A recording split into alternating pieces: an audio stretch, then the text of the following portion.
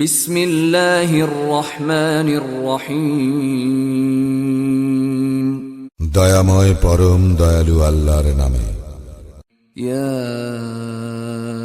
আইয়ুহাল্লাযীনা আমানু আওফু বিল উকুদ أحلت لكم بهيمة الأنعام إلا ما يتلى عليكم غير محل الصيد وأنتم حرم إن الله يحكم ما يريد।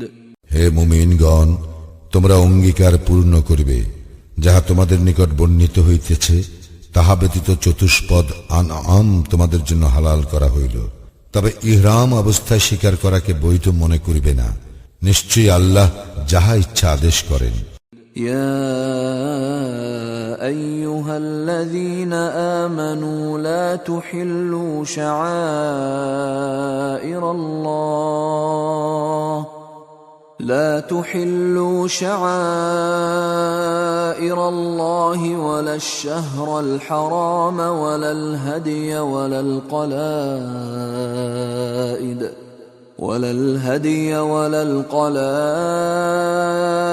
ولا آمين البيت الحرام يبتغون فضلا من ربهم ورضوانا وإذا حللتم فاصطادوا ولا يجرمنكم شنآن قوم أن صدوكم عن المسجد الحرام أن تعتدوا وتعاونوا على البر والتقوى ولا تعاونوا على الإثم والعدوان واتقوا الله إن الله شديد العقاب। হে মুমিনগণ, আল্লাহর নিদর্শনের পবিত্র মাসের কুরবানির জন্য কাবায় প্রেরিত পশুর, গলায় পরানো চিহ্ন বিশিষ্ট পশুর এবং নিজ প্রতিপালকের অনুগ্রহ ও সন্তোষ লাভের আশায় পবিত্র গৃহ অভিমুখে যাত্রীদের পবিত্রতার অবমাননা করিবে না। যখন তোমরা ইহরাম মুক্ত হইবে তখন শিকার করিতে পারো।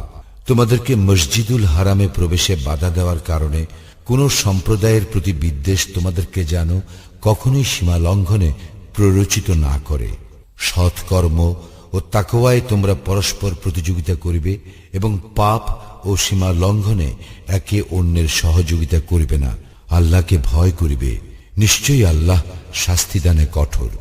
حرمت عليكم الميتة والدم ولحم الخنزير وما أهل لغير الله به والمنخنقة والموقوذة والمتردية والنطيحة وما أكل السبع إلا ما ذكيتم وما ذبح على النصب وأن تستقسموا بالأزلام ذلكم فسق اليوم يئس الذين كفروا من دينكم فلا تخشوهم واخشون اليوم أكملت لكم دينكم وأتممت عليكم نعمتي ورضيت لكم الإسلام دينا فمن اضطر في مخمصة غير متجانف لإثم فإن الله غفور رحيم। তোমাদের জন্য হারাম করা হইয়াছে মৃত জন্তু, রক্ত, শুকুর মাংস, আল্লাহ ব্যতীত অপরের নামে জবেকৃত পশু আর শ্বাসরোধে মৃত্যু জন্তু, প্রহারে মৃত জন্তু, পতনে মৃত জন্তু, সিংহাঘাতে মৃত জন্তু এবং হিংস্র পশুতে খাওয়া জন্তু। তবে যাহা তোমরা জবে করিতে পারিয়াছ তাহা ব্যতীত, আর যাহা মূর্তি পূজার বেদির উপর বলি দেওয়া হয় তাহা এবং জুয়া তীর দ্বারা ভাগ্য নির্ণয় করা এইসব পাপ কাজ। আজ কাফিররা তোমাদের দ্বীনের বিরুদ্ধাচরণে হতাশ হইয়াছে। সুতরাং তাহাদেরকে ভয় করিও না, শুধু আমাকে ভয় করো। আজ তোমাদের জন্য তোমাদের দিন পূর্ণাঙ্গ করিলাম ও তোমাদের প্রতি আমার অনুগ্রহ সম্পূর্ণ করিলাম এবং ইসলামকে তোমাদের দিন মনোনীত করিলাম। তবে কেহ পাপের দিকে না ঝুঁকিয়া ক্ষুধার তাড়নায় বাধ্য হইলে তখন আল্লাহ তো ক্ষমাশীল, পরম দয়ালু। يسألونك ماذا أحل لهم قل أحل لكم الطيبات وما علمتم من الجوارح مكلبين تعلمونهن مما علمكم الله فكلوا مما أمسكن عليكم واذكروا اسم الله عليه واتقوا الله إن الله سريع الحساب। লোকে তোমাকে প্রশ্ন করে তাহাদের জন্য কি কি হালাল করা হইয়াছে। বলো, সমস্ত ভালো জিনিস তোমাদের জন্য হালাল করা হইয়াছে এবং শিকারী পশু পাখি যাদেরকে তোমরা শিকার শিক্ষা দিয়াছ, যেভাবে আল্লাহ তোমাদেরকে শিক্ষা দিয়াছেন, উহারা যাহা তোমাদের জন্য ধরিয়া আনে তাহা ভক্ষণ করিবে এবং ইহাতে আল্লাহর নাম নেবে আর আল্লাহকে ভয় করিবে। নিশ্চয়ই আল্লাহ হিসাব গ্রহণে অত্যন্ত তৎপর। اليوم أحل لكم الطيبات وطعام الذين أوتوا الكتاب حل لكم وطعامكم حل لهم والمحصنات من المؤمنات والمحصنات من الذين أوتوا الكتاب من قبلكم والمحصنات من الذين أوتوا الكتاب من قبلكم إذا آتيتموهن أجورهن محصنين غير مسافحين ولا متخذي أخدان ومن يكفر بالإيمان فقد حبط عمله وهو في الآخرة من الخاسرين। আজ তোমাদের জন্য সমস্ত ভালো জিনিস হালাল করা হইল। যাহাদেরকে কিতাব দেওয়া হইয়াছে তাহাদের খাদ্যদ্রব্য তোমাদের জন্য হালাল ও তোমাদের খাদ্যদ্রব্য তাহাদের জন্য হালাল। এবং মুমিন সচ্চরিত্রা নারী ও তোমাদের পূর্বে যাহাদেরকে কিতাব দেওয়া হইয়াছে তাহাদের সচ্চরিত্রা নারী তোমাদের জন্য বৈধ করা হইল, যদি তোমরা তাহাদের মাহর প্রদান করো বিবাহের জন্য, প্রকাশ্য ব্যভিচার অথবা গোপন প্রণয়নী গ্রহণের জন্য নয়। কেহ ঈমান প্রত্যাখ্যান করিলে তাহার কর্ম নিষ্ফল হইবে এবং সে আখিরাতে ক্ষতিগ্রস্তদের অন্তর্ভুক্ত হইবে।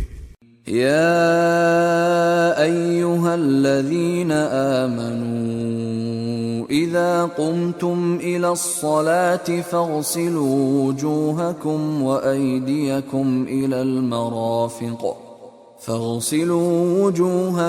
وأيديكم إلى المرافق وامسحوا برؤوسكم وأرجلكم إلى الكعبين وإن كنتم جنبا فاطهروا وإن كنتم مرضى أو على سفر أو جاء أحد منكم من الغائط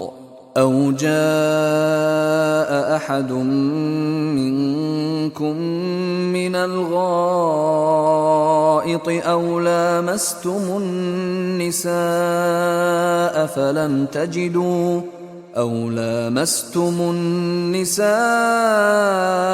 فلم تجدوا ماء فتيمموا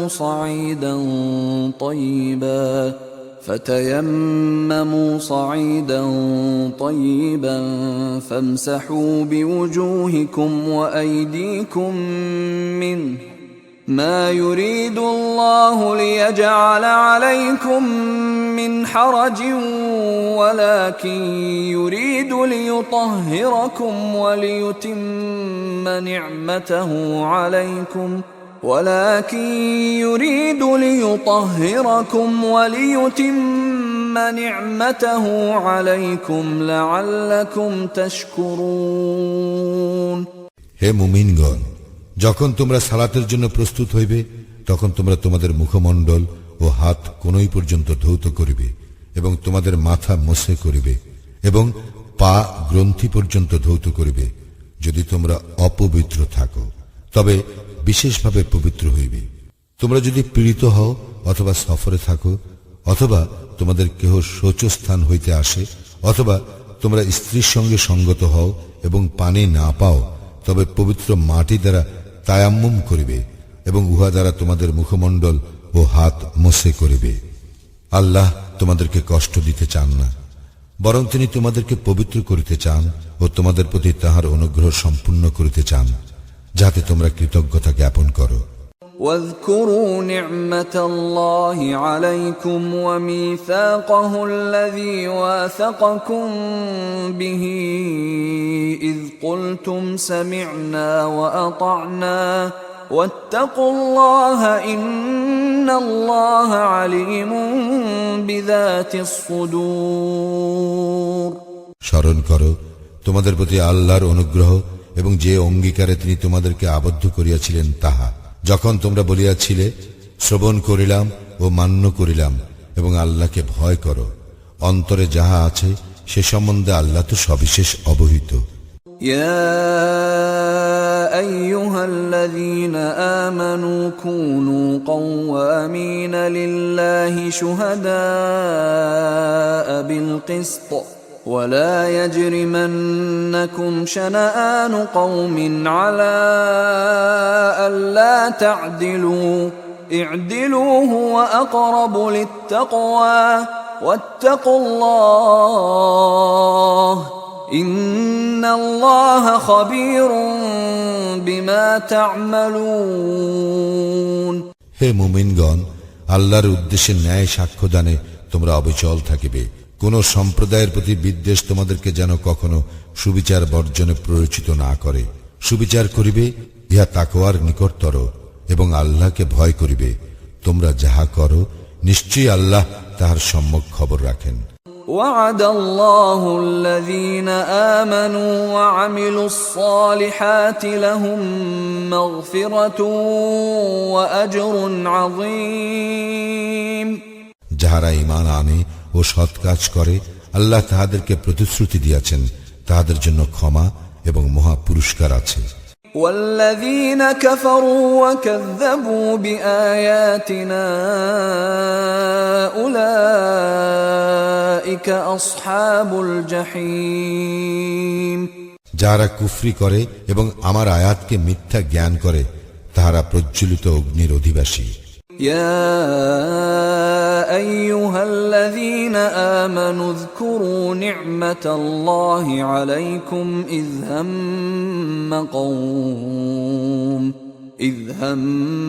قوم أن يبسطوا إليكم أيديهم فكف أيديهم عنكم واتقوا الله وعلى الله فليتوكل المؤمنون হে মুমিনগণ, তোমাদের প্রতি আল্লাহর অনুগ্রহ স্মরণ করো, যখন এক সম্প্রদায় তোমাদের বিরুদ্ধে হস্ত উত্তোলন করিতে চাহিয়াছিল, তখন আল্লাহ তাহাদের হাত তোমাদের দিক হইতে নিবৃত্ত করিয়াছিলেন এবং আল্লাহকে ভয় করো আর আল্লাহরই প্রতি মুমিনগণ নির্ভর করুক।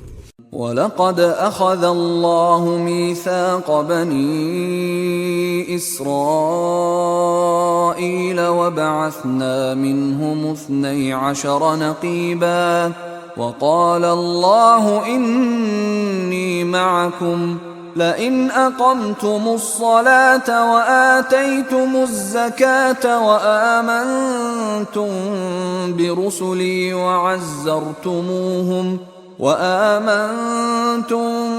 برسلي وعزرتموهم وأقرضتم الله قرضا حسنا لأكفرن عنكم سيئاتكم ولأدخلنكم جنات ولأدخلنكم جنات تجري من تحتها الأنهار فمن كفر بعد ذلك منكم فقد ضل سواء السبيل আর আল্লাহ তো বনি ইসরায়েলের অঙ্গীকার গ্রহণ করিয়াছিলেন এবং তাহাদের মধ্য হইতে 12 জন নেতা নিযুক্ত করিয়াছিলাম। আর আল্লাহ বলিয়াছিলেন, আমি তোমাদের সঙ্গে আছি। তোমরা যদি সালাত কায়েম করো, জাকাত দাও, আমার রাসূলগণের প্রতি ঈমান আনো ও তাহাদেরকে সম্মান করো এবং আল্লাহকে উত্তম ঋণ প্রদান করো, তবে তোমাদের পাপ অবশ্যই মোচন করিব এবং নিশ্চয় তোমাদেরকে দাখিল করিব জান্নাতে, যাহার পাদদেশে নদী প্রবাহিত। ইহার পরও কেহ কুফরি করিলে সে তো সরল পথ হারাইবে।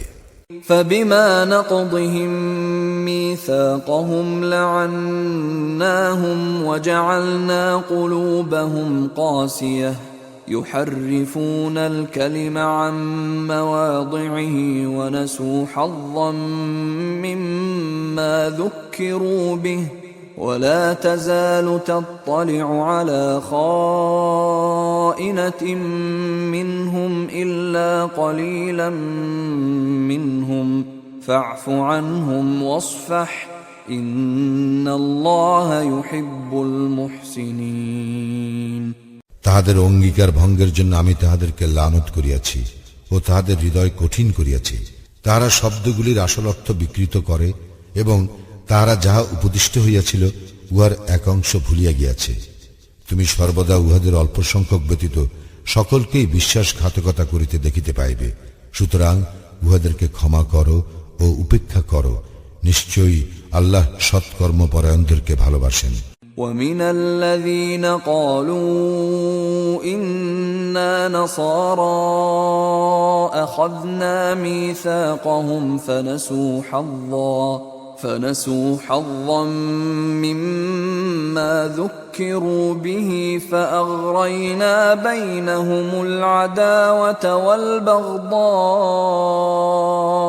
إلى يوم القيامة وسوف ينبئهم الله بما كانوا يصنعون যাহারা বলে আমরা খ্রিস্টান, তাহাদেরও অঙ্গীকার গ্রহণ করিয়াছিলাম, কিন্তু তাহারা যাহা উপদিষ্ট হইয়াছিল তাহার এক অংশ ভুলিয়া গিয়াছে। সুতরাং আমি তাহাদের মধ্যে কিয়ামত পর্যন্ত স্থায়ী শত্রুতা ও বিদ্বেষ জাগরুক রাখিয়াছি। তাহারা যাহা করিত আল্লাহ তাহাদেরকে অচিরেই তাহা জানাইয়া দিবেন। يا أهل الكتاب قد جاءكم رسولنا يبين لكم كثيرا مما كنتم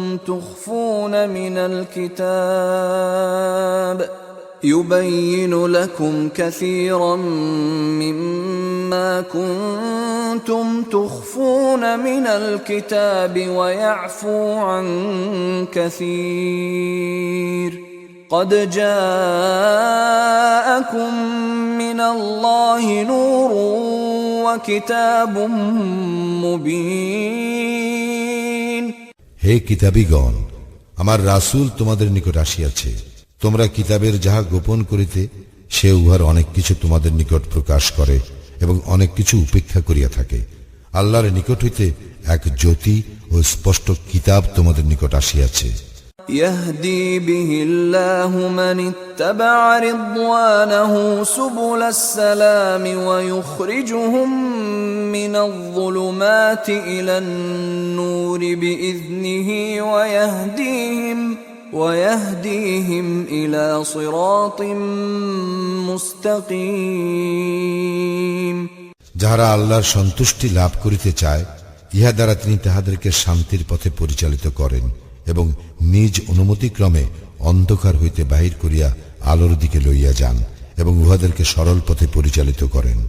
لقد كفر الذين قالوا إن الله هو المسيح ابن مريم قل فمن يملك من الله شيئا إن أراد أن يهلك المسيح ابن مريم وأمه ومن في الأرض جميعا ولله ملك السماوات والأرض وما بينهما يخلق ما يشاء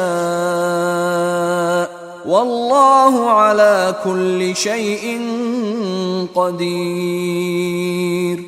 যাহারা বলে মারিয়াম তনয় মসিহ আল্লাহ, তাহারা তো কুফরি করিয়াছেই। বলো, আল্লাহ মারিয়াম তনয় মসিহ তাহার মাতা এবং দুনিয়ার সকলকে যদি ধ্বংস করিতে ইচ্ছা করেন তবে তাহাকে বাধা দিবার শক্তি কাহার আছে? আসমান ও জমিনের এবং ইহাদের মধ্যে যাহা কিছু আছে তাহার সার্বভৌমত্ব আল্লাহরই। তিনি যাহা ইচ্ছা সৃষ্টি করেন এবং আল্লাহ সর্ববিষয়ে সর্বশক্তিমান। وقالت اليهود والنصارى نحن أبناء الله وأحباؤه قل فلم يعذبكم بذنوبكم بل أنتم بشر ممن خلق يغفر لمن يشاء ويعذب من يشاء ولله ملك السماوات والأرض وما بينهما وإليه المصير। ইয়াহুদী ও খ্রিস্টানগণ বলে আমরা আল্লাহর পুত্র ও তাহার প্রিয়। বলো, তবে কেন তিনি তোমাদের পাপের জন্য তোমাদেরকে শাস্তি দেন? না, তোমরা মানুষ তাহাদেরই মতো যাহাদেরকে আল্লাহ সৃষ্টি করিয়াছেন। যাহাকে ইচ্ছা তিনি ক্ষমা করেন এবং যাহাকে ইচ্ছা তিনি শাস্তি দেন। আসমান ও জমিনের এবং ইহাদের মধ্যে যাহা কিছু আছে তাহার সার্বভৌমত্ব আল্লাহরই, আর প্রত্যাবর্তন তাহারই দিকে। يا أهل الكتاب قد جاءكم رسولنا يبين لكم على فترة من الرسل أن تقولوا ما جاءنا من بشير ولا نذير فقد جاءكم بشير ونذير والله على كل شيء قدير। হে কিতাবীগণ, রাসূল প্রেরণে বিরতির পর আমার রাসূল তোমাদের নিকট আসিয়াছে। সে তোমাদের নিকট স্পষ্ট ব্যাখ্যা করিতেছে, যাহাতে তোমরা বলিতে না পারো কোন সুসংবাদবাহী ও সতর্ককারী আমাদের নিকট আসে নাই। এখন তো তোমাদের নিকট একজন সুসংবাদদাতা ও সতর্ককারী আসিয়াছে। আল্লাহ সর্ববিষয়ে সর্বশক্তিমান। وَإِذْ قَالَ مُوسَى لِقَوْمِهِ يَا قَوْمِ اذْكُرُوا نِعْمَةَ اللَّهِ عَلَيْكُمْ إِذْ جَعَلَ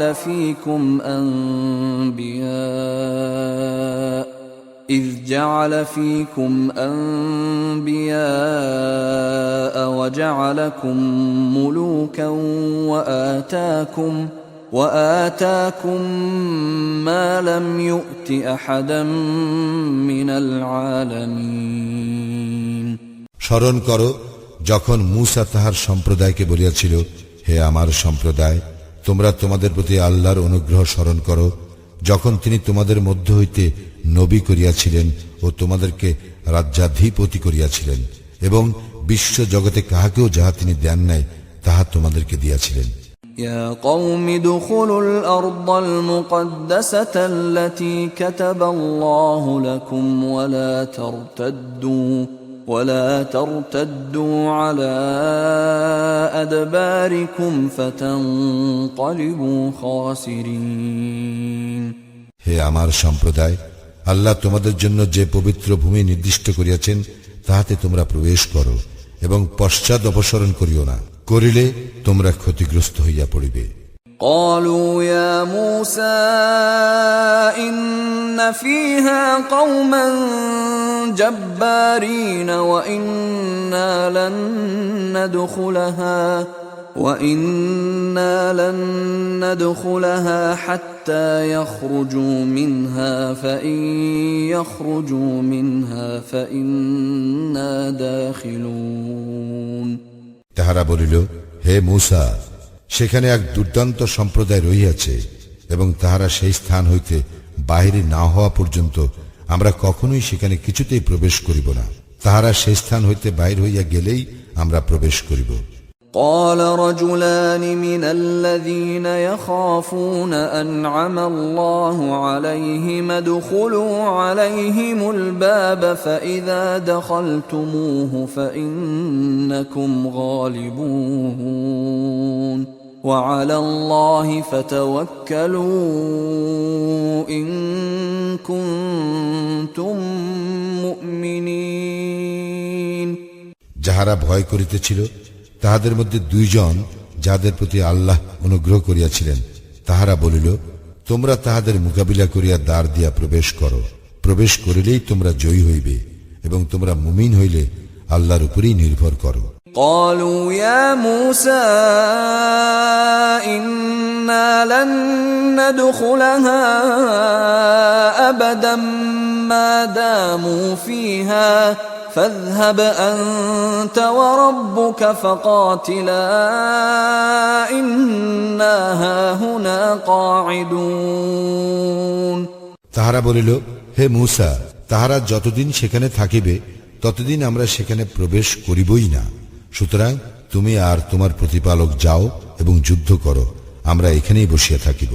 قال رب إني لا أملك إلا نفسي وأخي فافرق بيننا وبين القوم الفاسقين সে বলিল, হে আমার প্রতিপালক, আমার ও আমার ভ্রাতা ব্যতীত অপর কাহারও উপর আমার আধিপত্য নাই।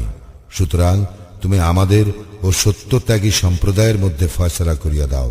قال فإنها محرمة عليهم 40 سنة يتيهون في الأرض فلا تأس على القوم الفاسقين আল্লাহ বলিলেন, তবে ইহা 40 বৎসর তাহাদের জন্য নিষিদ্ধ রহিল। তাহারা পৃথিবীতে উদ্ভ্রান্ত হইয়া ঘুরিয়া বেড়াইবে।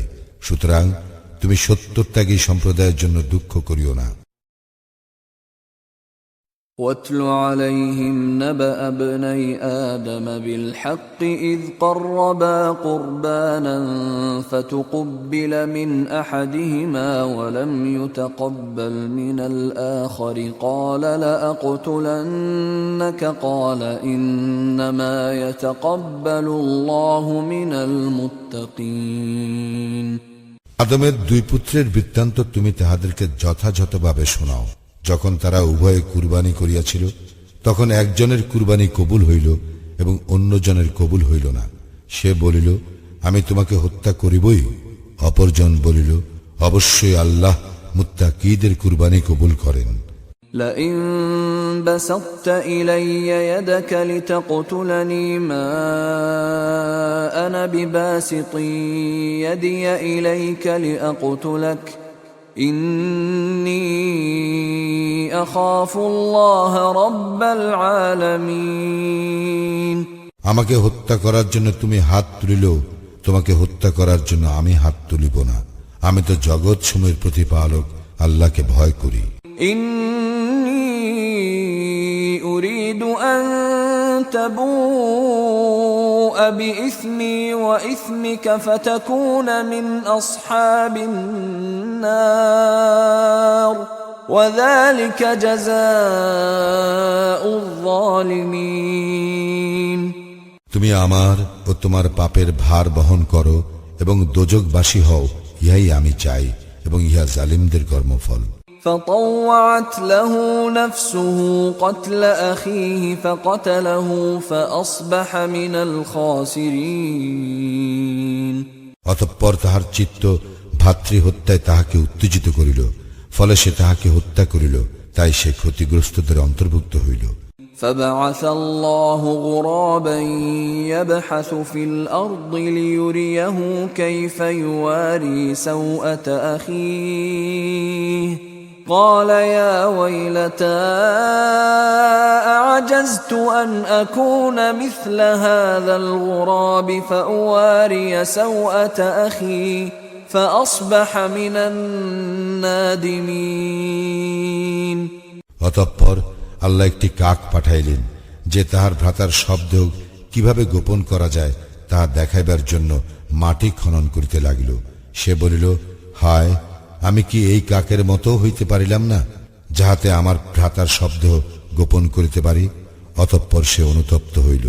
من أجل ذلك كتبنا على بني إسرائيل أنه من قتل نفسا بغير نفس أو فساد في الأرض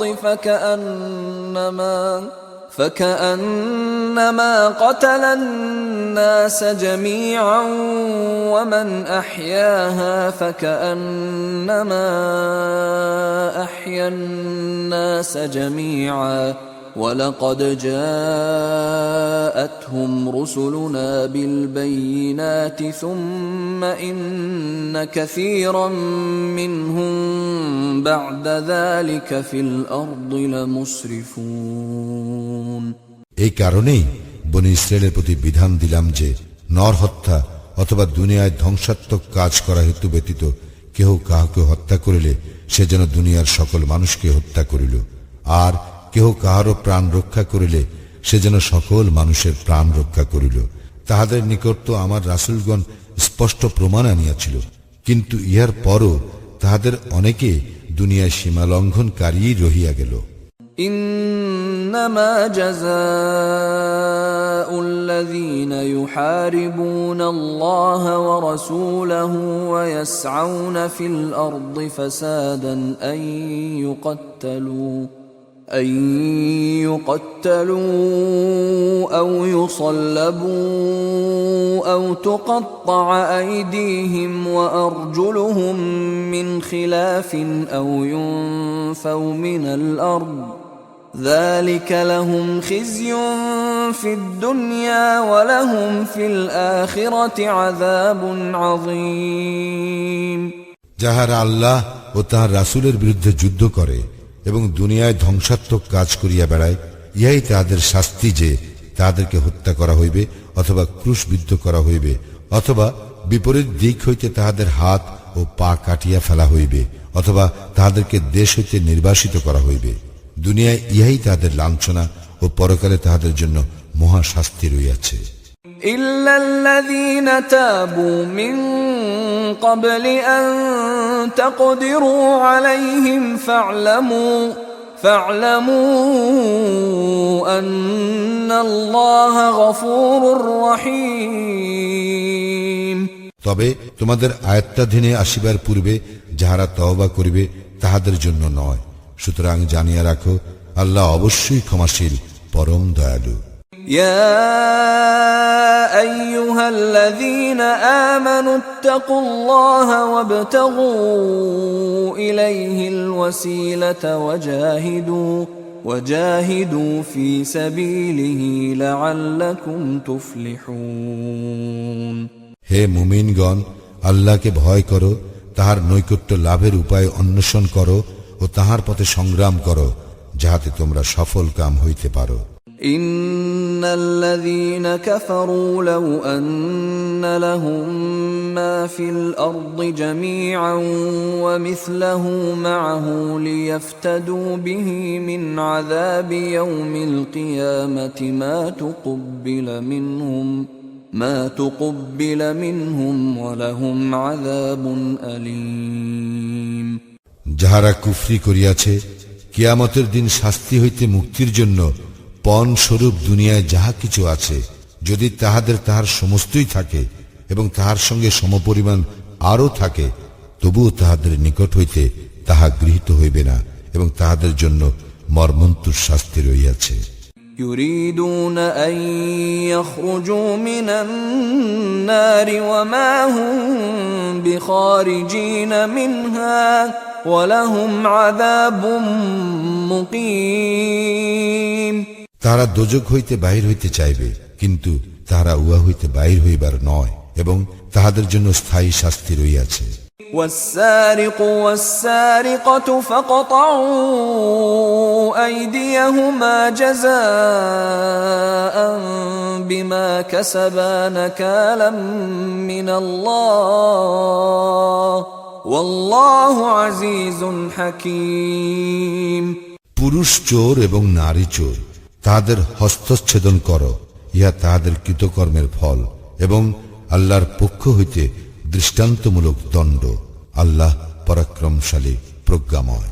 فمن تاب من بعد ظلمه وأصلح فإن الله يتوب عليه إن الله غفور رحيم কিন্তু সীমা লঙ্ঘন করার পর কেহ তওবা করিলে ও নিজেকে সংশোধন করিলে অবশ্যই আল্লাহ তাহার তওবা কবুল করিবেন।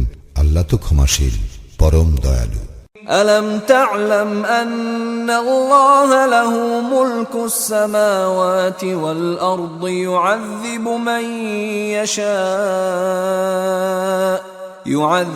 من يشاء ويغفر لمن يشاء والله على كل شيء قدير তুমি কি জানো না, আসমান ও জমিনের সার্বভৌমত্ব আল্লাহরই।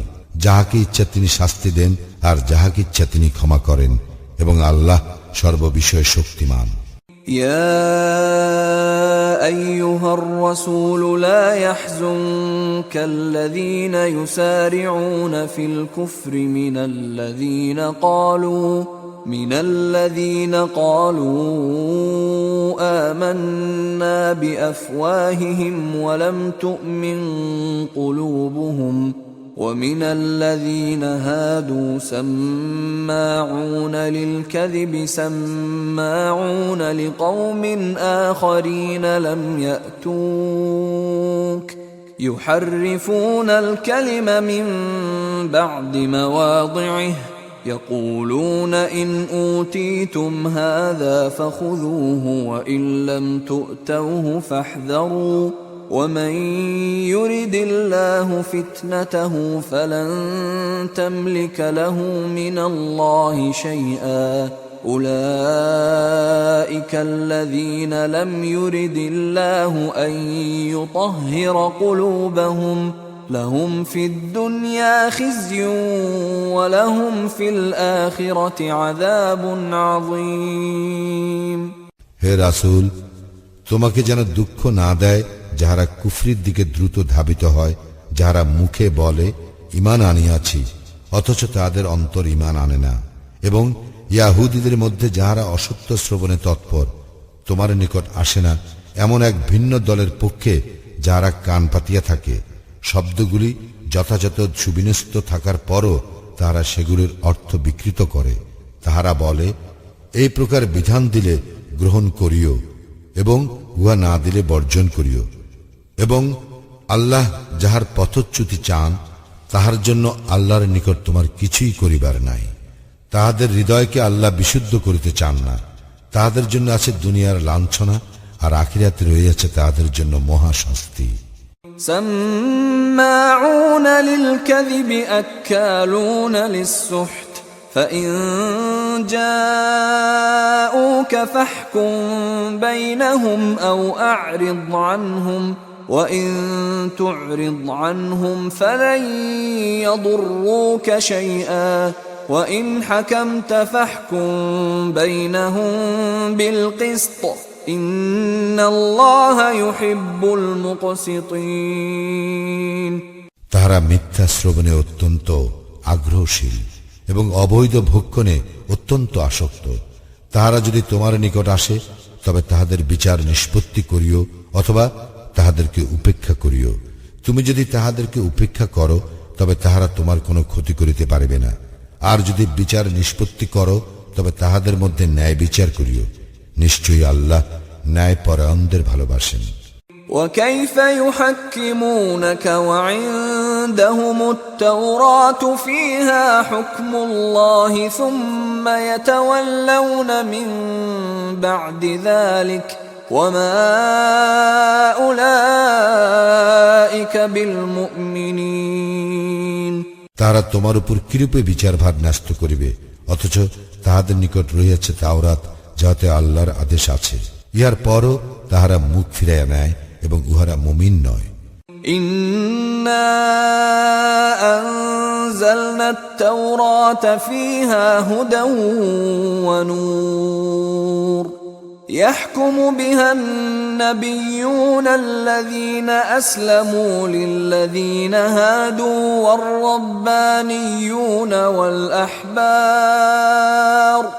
والربانيون والأحبار بما استحفظوا من كتاب الله وكانوا عليه شهداء فلا تخشوا الناس واخشوني ولا تشتروا بآياتي ثمنا قليلا ومن لم يحكم بما أنزل الله فأولئك هم الكافرون নিশ্চয়ই আমি তাওরাত অবতীর্ণ করিয়াছিলাম, উহাতে ছিল পথ নির্দেশ ও আলো। নবীগণ যারা আল্লাহর অনুগত ছিল তারা ইহুদীদেরকে তদনুসারে বিধান দিত, আরো বিধান দিত রাব্বানীগণ এবং বিদ্বানগণ, কারণ তাহাদেরকে আল্লাহর কিতাবের রক্ষক করা হইয়াছিল এবং তাহারা ছিল উহার সাক্ষী। সুতরাং মানুষকে ভয় করিও না, আমাকেই ভয় করো এবং আমার আয়াতসমূহ তুচ্ছ মূল্যে বিক্রয় করিও না। আল্লাহ যাহা অবতীর্ণ করিয়াছেন তদ অনুসারে যাহারা বিধান দেয় না তাহারাই কাফির। وكتبنا عليهم فيها أن النفس بالنفس والعين بالعين والأنف بالأنف والأذن بالأذن والسن بالسن والجروح قصاص فمن تصدق به فهو كفارة له ومن لم يحكم بما أنزل الله فأولئك هم الظالمون আমি তাহাদের জন্য উহাতে বিধান দিয়াছিলাম, প্রাণের বদলে প্রাণ, চোখের বদলে চোখ, নাকের বদলে নাক, কানের বদলে কান, দাঁতের বদলে দাঁত এবং জখমের বদলে অনুরূপ জখম। অতঃপর কেহ উহা ক্ষমা করিলে উহাতে তাহারই পাপ মোচন হইবে। আল্লাহ যাহা অবতীর্ণ করিয়াছেন তদ অনুসারে যাহারা বিধান দেয় না তাহারাই জালিম।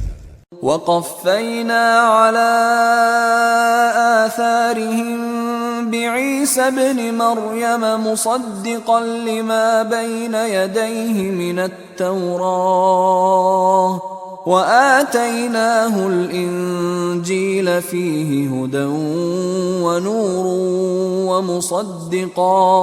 ومصدقا لما بين يديه من التوراة وهدى وموعظة للمتقين মারিয়াম তনয় ঈসাকে তাহার পূর্বে অবতীর্ণ তাওরাতের প্রত্যয়নকারী রূপে উহাদের পশ্চাতে প্রেরণ করিয়াছিলাম এবং তাহার পূর্বে অবতীর্ণ তাওরাতের প্রত্যয়নকারী রূপে এবং মুত্তাকীদের জন্য পথ নির্দেশ ও উপদেশ রূপে তাকে ইনজিল দিয়াছিলেন। উহাতে ছিল পথ নির্দেশ ও আলো। وَلْيَحْكُمْ أَهْلُ الْإِنْجِيلِ بِمَا أَنزَلَ اللَّهُ فِيهِ وَمَنْ لَمْ يَحْكُمْ بِمَا أَنزَلَ اللَّهُ فَأُولَئِكَ هُمُ الْفَاسِقُونَ ইনজিল অনুসারীগণ যেন আল্লাহ উহাতে যাহা অবতীর্ণ করিয়াছেন তদ অনুসারে বিধান দেয়। আল্লাহ যাহা অবতীর্ণ করিয়াছেন তদ অনুসারে যাহারা বিধান দেয় না তাহারাই ফাসিক। وَأَنزَلْنَا إِلَيْكَ الْكِتَابَ بِالْحَقِّ مُصَدِّقًا لِمَا بَيْنَ يَدَيْهِ مِنَ الْكِتَابِ وَمُهَيْمِنًا عَلَيْهِ فاحكم بينهم بما أنزل أنزل الله ولا تتبع أهواءهم عما جاءك من الحق لكل جعلنا منكم شرعة ومنهاجا ولو شاء الله لجعلكم أمة واحدة ولكن ليبلوكم فيما آتاكم فاستبقوا الخيرات إلى الله مرجعكم جميعا فينبئكم بما كنتم فيه تختلفون আমি তোমার প্রতি সত্য সহ কিতাব অবতীর্ণ করিয়াছি, ইহার পূর্বে অবতীর্ণ কিতাবের প্রত্যয়নকারী ও সংরক্ষক রূপে। সুতরাং আল্লাহ যাহা অবতীর্ণ করিয়াছেন তদ অনুসারে তুমি তাহাদের বিচার নিষ্পত্তি করিও, এবং যে সত্য তোমার নিকট আসিয়াছে তাহা ত্যাগ করিয়া তাহাদের খেয়াল খুশির অনুসরণ করিও না। তোমাদের প্রত্যেকের জন্য শরিয়াত ও স্পষ্ট পথ নির্ধারণ করিয়াছি। ইচ্ছা করিলে আল্লাহ তোমাদেরকে এক জাতি করিতে পারিতেন, কিন্তু তিনি তোমাদেরকে যাহা দিয়াছেন তদ্বারা তোমাদেরকে পরীক্ষা করিতে চান। সুতরাং সৎকর্মে তোমরা প্রতিযোগিতা করো, আল্লাহর দিকেই তোমাদের সকলের প্রত্যাবর্তন। অতঃপর তোমরা যে বিষয়ে মতভেদ করিতেছিলে সে সম্বন্ধে তিনি তোমাদেরকে অবহিত করিবেন। وأنحكم بينهم بما أنزل الله ولا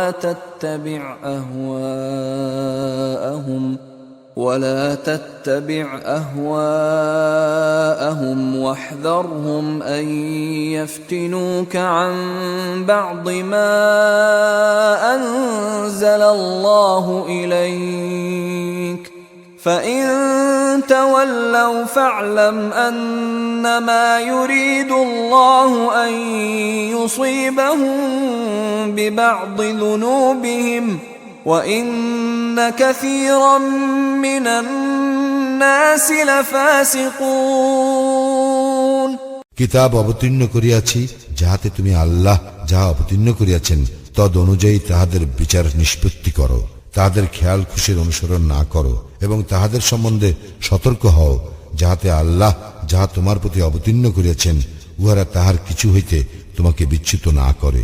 যদি তাহারা মুখ ফিরাইয়া নেয় তবে জানিয়া রাখো যে তাহাদের কোন কোন পাপের জন্য আল্লাহ তাহাদেরকে শাস্তি দিতে চান, এবং মানুষের মধ্যে অনেকেই তো সত্য ত্যাগী।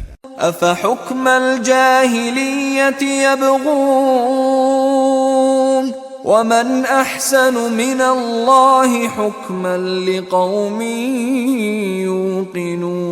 يوقنون তবে কি তাহারা জাহিলি যুগের বিধিবিধান কামনা করে? নিশ্চিত বিশ্বাসী সম্প্রদায়ের জন্য বিধান দানে আল্লাহ অপেক্ষা কে শ্রেষ্ঠতর?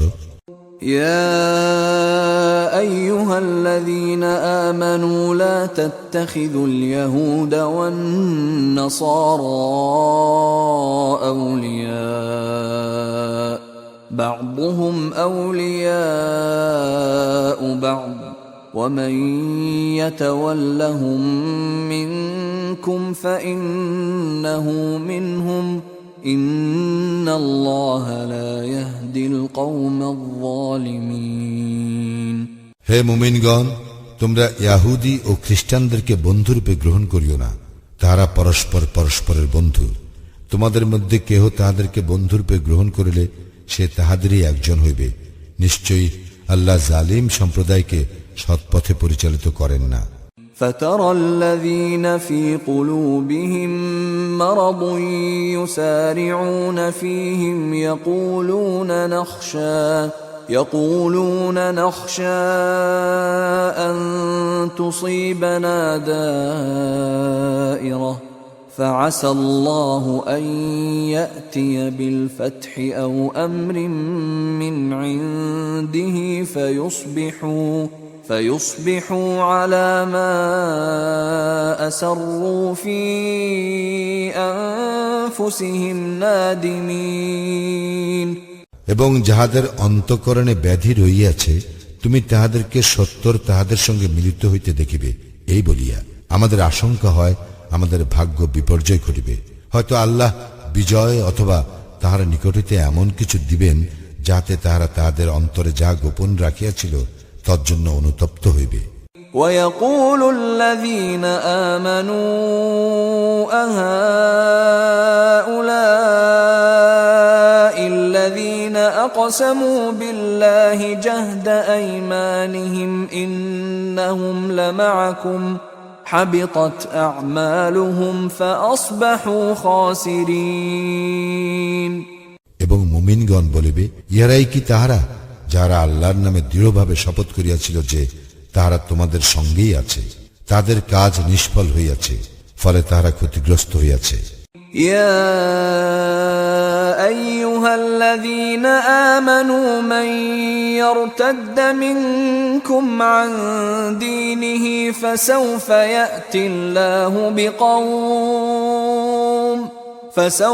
يأتي الله بقوم يحبهم ويحبونه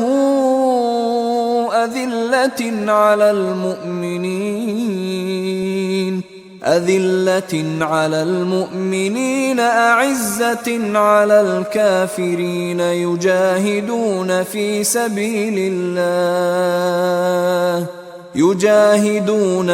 سبيل الله ولا يخافون لومة لائم ذلك فضل الله يؤتيه من يشاء والله واسع عليم। হে মুমিনগণ, তোমাদের মধ্যে কেহ দ্বীন হইতে ফিরিয়া গেলে নিশ্চয়ই আল্লাহ এমন এক সম্প্রদায় আনিবেন যাহাদেরকে তিনি ভালোবাসিবেন এবং যাহারা তাহাকে ভালোবাসিবে। তাহারা মুমিনদের প্রতি কোমল ও কাফিরদের প্রতি কঠোর হইবে। তাহারা আল্লাহর পথে জিহাদ করিবে এবং কোন নিন্দুকের নিন্দার ভয় করিবে না। ইহা আল্লাহর অনুগ্রহ, যাহাকে ইচ্ছা তিনি দান করেন এবং আল্লাহ প্রাচুর্যময় সর্বজ্ঞ। إنما وليكم الله ورسوله والذين آمنوا الذين يقيمون الصلاة ويؤتون الزكاة وهم راكعون। তোমাদের বন্ধু তো আল্লাহ, তাহার রাসূল ও মুমিনগণ, যারা বিনীত হইয়া সালাত কায়েম করে ও যাকাত দেয়। ومن يتول الله ورسوله والذين آمنوا فإن حزب الله هم الغالبون। কেহ আল্লাহ, তাহার রাসূল এবং মুমিনদেরকে বন্ধুরূপে গ্রহণ করিলে আল্লাহর দলই তো বিজয়ী হইবে। يا أيها الذين آمنوا لا تتخذوا الذين اتخذوا دينكم هزوا ولعبا من الذين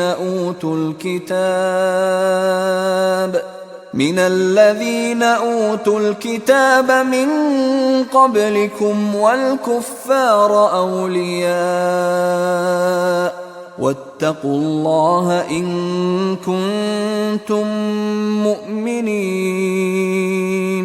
হে মুমিনগণ, তোমাদের পূর্বে যাহাদেরকে কিতাব দেওয়া হইয়াছে তাহাদের মধ্যে যাহারা তোমাদের দিনকে হাসি তামাশা ও ক্রীড়ার বস্তুরূপে গ্রহণ করে তাহাদেরকে ও কাফিরদেরকে তোমরা বন্ধুরূপে গ্রহণ করিও না, এবং যদি তোমরা মুমিন হও তবে আল্লাহকে ভয় করো। وَإِذَا نَادَيْتُمْ إِلَى الصَّلَاةِ اتَّخَذُوهَا هُزُوًا وَلَعِبًا ذَلِكَ بِأَنَّهُمْ قَوْمٌ لَا يَعْقِلُونَ। তোমরা যখন সালাতের জন্য আহ্বান করো তখন তাহারা উহাকে হাসি তামাশা ও ক্রীড়ার বস্তুরূপে গ্রহণ করে। ইহা এই হেতু যে তারা এমন এক সম্প্রদায় যাদের বোধ শক্তি নাই। قل يا أهل الكتاب هل تنقمون منا إلا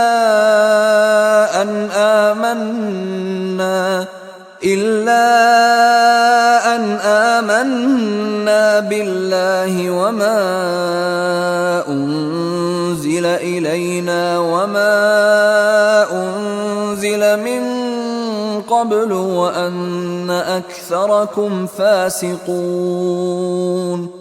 বলো, হে কিতাবীগণ, একমাত্র এই কারণেই না তোমরা আমাদের প্রতি শত্রুতা পোষণ করো যে আমরা আল্লাহ ও আমাদের প্রতি যাহা অবতীর্ণ হইয়াছে এবং যাহা পূর্বে অবতীর্ণ হইয়াছে তাহাতে আমরা ঈমান আনিয়াছি, এবং তোমাদের অধিকাংশই তো ফাসিক।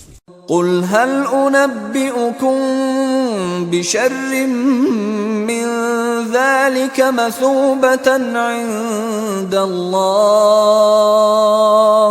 من لعنه الله وغضب عليه وجعل منهم القردة والخنازير وعبد الطاغوت أولئك شر مكانا وأضل عن سواء السبيل।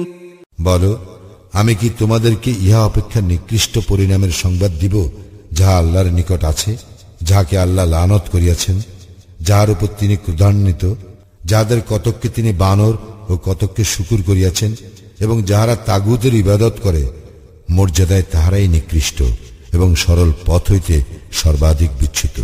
وَإِذَا جَاءُوكُمْ قَالُوا آمَنَّا وَقَدْ دَخَلُوا بِالْكُفْرِ وَهُمْ قَدْ خَرَجُوا بِهِ وَاللَّهُ أَعْلَمُ بِمَا كَانُوا يَكْتُمُونَ। তারা যখন তোমাদের নিকট আসে তখন বলে, আমরা ঈমান আনিয়াছি, কিন্তু তাহারা কুফর লইয়াই প্রবেশ করে এবং উহা লইয়াই বাহির হইয়া যায়। তাহারা যাহা গোপন করে আল্লাহ তাহা বিশেষভাবে অবহিত। وَتَرَى كَثِيرًا مِّنْهُمْ يُسَارِعُونَ فِي الْإِثْمِ وَالْعُدْوَانِ وَأَكْلِهِمُ السُّحْتَ لَبِئْسَ مَا كَانُوا يَعْمَلُونَ। তাহাদের অনেককেই তুমি দেখিবে পাপে, সীমা লঙ্ঘনে ও অবৈধ ভক্ষণে তৎপর।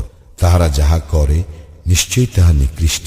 لولا ينهاهم الربانيون والأحبار عن قولهم الإثم وأكلهم السحت لبئس ما كانوا يصنعون। রাব্বানীগণ ও পণ্ডিতগণ কেন তাহাদেরকে পাপ কথা বলিতে ও অবৈধ ভক্ষণে নিষেধ করে না? ইহারা যাহা করে নিশ্চয় তাহাও নিকৃষ্ট।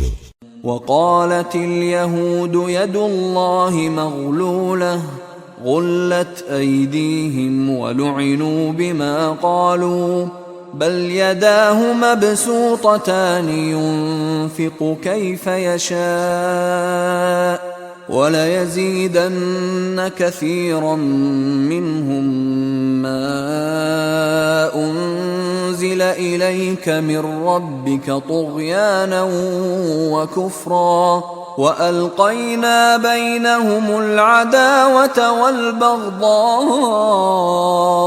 إلى يوم القيامة كلما أوقدوا نارا للحرب أطفأها الله ويسعون في الأرض فسادا والله لا يحب المفسدين। ইয়াহুদীরা বলে, আল্লাহর হাত রুদ্ধ, উহারাই রুদ্ধহস্ত, এবং উহারা যাহা বলে তজ্জন্য উহারা অভিশপ্ত। বরং আল্লাহর উভয় হস্তই প্রসারিত, যেভাবে ইচ্ছা তিনি দান করেন। তোমার প্রতিপালকের নিকট হইতে যাহা তোমার প্রতি অবতীর্ণ হইয়াছে তাহা তাহাদের অনেকের ধর্মদ্রোহিতা ও কুফরি বৃদ্ধি করিবেই। তাহাদের মধ্যে আমি কিয়ামত পর্যন্ত স্থায়ী শত্রুতা ও বিদ্বেষ সঞ্চার করিয়াছি। যতবার তাহারা যুদ্ধের অগ্নি প্রজ্বলিত করে ততবার আল্লাহ উহা নির্বাপিত করেন, এবং তাহারা দুনিয়ায় ধ্বংসাত্মক কাজ করিয়া বেড়ায়। আল্লাহ ধ্বংসাত্মক কাজ লিপ্তদেরকে ভালোবাসেন না। ولو أن أهل الكتاب آمنوا واتقوا لكفرنا عنهم سيئاتهم ولأدخلناهم جنات النعيم। কিতাবীগণ যদি ঈমান আনিত ও ভয় করিত তাহা হইলে আমি তাহাদের দোষ অবশ্যই অপনোদন করিতাম এবং তাহাদেরকে সুখময় জান্নাতে দাখিল করিতাম। ولو أنهم أقاموا التوراة والإنجيل وما أنزل إليهم من ربهم لأكلوا من فوقهم ومن تحت أرجلهم منهم أمة مقتصدة وكثير منهم ساء ما يعملون তাহারা যদি তাওরাত, ইনজিল ও তাহাদের প্রতিপালকের নিকট হইতে তাহাদের প্রতি যাহা অবতীর্ণ হইয়াছে তাহা প্রতিষ্ঠিত করিত, তাহা হইলে তাহারা তাহাদের উপর ও পদতল হইতে আহার্য লাভ করিত। তাহাদের মধ্যে একদল রহিয়াছে যাহারা মধ্যপন্থী, কিন্তু তাহাদের অধিকাংশ যাহা করে তাহা নিকৃষ্ট। يا أيها الرسول بلغ ما أنزل إليك من ربك وإن لم تفعل فما بلغت رسالته والله يعصمك من الناس إن الله لا يهدي القوم الكافرين হে রাসূল, তোমার প্রতিপালকের নিকট হইতে তোমার প্রতি যাহা অবতীর্ণ হইয়াছে তাহা প্রচার করো। যদি না করো তবে তো তুমি তাহার বার্তা প্রচার করিলে না। আল্লাহ তোমাকে মানুষ হইতে রক্ষা করিবেন। নিশ্চয় আল্লাহ কাফির সম্প্রদায়কে সৎপথে পরিচালিত করেন না। قل يا أهل الكتاب لستم على شيء حتى تقيموا التوراة والإنجيل وما أنزل إليكم من ربكم وليزيدن كثيرا منهم ما أنزل إليك من ربك طغيانا وكفرا فلا تأس على القوم الكافرين বলো, হে কিতাবীগণ, তাওরাত, ইনজিল ও যাহা তোমাদের প্রতিপালকের নিকট হইতে তোমাদের প্রতি অবতীর্ণ হয়েছে তোমরা তাহা প্রতিষ্ঠিত না করা পর্যন্ত তোমাদের কোনো ভিত্তি নাই। তোমার প্রতিপালকের নিকট হইতে তোমার প্রতি যাহা অবতীর্ণ হয়েছে তাহা তাহাদের অনেকের ধর্মদ্রোহিতা ও অবিশ্বাসী বর্ধিত করিবে। সুতরাং তুমি কাফির সম্প্রদায়ের জন্য দুঃখ করিও না। إن الذين آمنوا والذين هادوا والصابئون والنصارى من آمن بالله واليوم الآخر وعمل صالحا فلا خوف عليهم ولا هم يحزنون মুমিনগণ, ইয়াহুদীগণ, সাবিগণ ও খ্রিস্টানগণের মধ্যে কেহ আল্লাহ ও আখিরাতে ঈমান আনিলে এবং সৎ কাজ করিলে তাহাদের কোনো ভয় নাই এবং তাহারা দুঃখিত হইবে না। لقد أخذنا ميثاق بني إسرائيل وأرسلنا إليهم رسلا كلما جاءهم رسول بما لا تهوى أنفسهم فريقا كذبوا وفريقا يقتلون আমি বনী ইসরায়েলের নিকট হইতে অঙ্গীকার গ্রহণ করিয়াছিলাম ও তাহাদের নিকট রাসূল প্রেরণ করিয়াছিলাম। যখনই কোন রাসূল তাহাদের নিকট এমন কিছু আনে যা তাহাদের মনঃপূত নয়, তখনই তাহারা কতককে মিথ্যাবাদী বলে ও কতককে হত্যা করে। وحسبوا ألا تكون فتنة فعموا وصموا ثم تاب الله عليهم ثم عموا وصموا كثير منهم والله بصير بما يعملون তাহারা মনে করিয়াছিল তাহাদের কোনো শাস্তি হইবে না, ফলে তাহারা অন্ধ ও বধির হইয়া গিয়াছিল। অতঃপর আল্লাহ তাহাদের প্রতি ক্ষমাশীল হইয়াছিলেন। পুনরায় তাহাদের অনেকেই অন্ধ ও বধির হইয়াছিল। তাহারা যাহা করে আল্লাহ তাহার সম্যক দ্রষ্টা। لقد كفر الذين قالوا إن الله هو المسيح ابن مريم وقال المسيح يا بني إسرائيل اعبدوا الله ربي وربكم إنه من يشرك بالله فقد حرم الله عليه الجنة ومأواه النار وما للظالمين من أنصار যাহারা বলে আল্লাহই মারিয়াম তনে মসি, তাহারা তো কুফরি করিয়াছে। অথচ মসি বলিয়াছিল, হে বনি ইসরাইল, তোমরা আমার প্রতিপালক ও তোমাদের প্রতিপালক আল্লাহর ইবাদত করো। কেউ আল্লাহর শরীক করিলে আল্লাহ তাহার জন্য জান্নাত অবশ্যই নিষিদ্ধ করিবেন এবং তাহার আবাস জাহান্নাম। জালিমদের জন্য কোনো সাহায্যকারী নাই। لقد كفر الذين قالوا إن الله ثالث ثلاثة وما من إله إلا إله واحد وإن لم ينتهوا عما يقولون ليمسن الذين كفروا منهم عذاب أليم যাহারা বলে আল্লাহ তো তিনের মধ্যে একজন, তাহারা তো কুফরি করিয়াছেই, যদিও এক ইলাহ ব্যতীত অন্য কোন ইলাহ নাই। তাহারা যাহা বলে তাহা হইতে নিবৃত্ত না হইলে তাহাদের মধ্যে যাহারা কুফরি করিয়াছে তাহাদের উপর অবশ্যই মর্মন্তুদ শাস্তি আপতিত হইবেই। أفلا يتوبون إلى الله ويستغفرونه والله غفور رحيم তবে কি তাহারা আল্লাহর দিকে প্রত্যাবর্তন করিবে না ও তাহার নিকট ক্ষমা প্রার্থনা করিবে না? আল্লাহ তো ক্ষমাশীল, পরম দয়ালু। ما المسيح ابن مريم إلا رسول قد خلت من قبله الرسل وأمه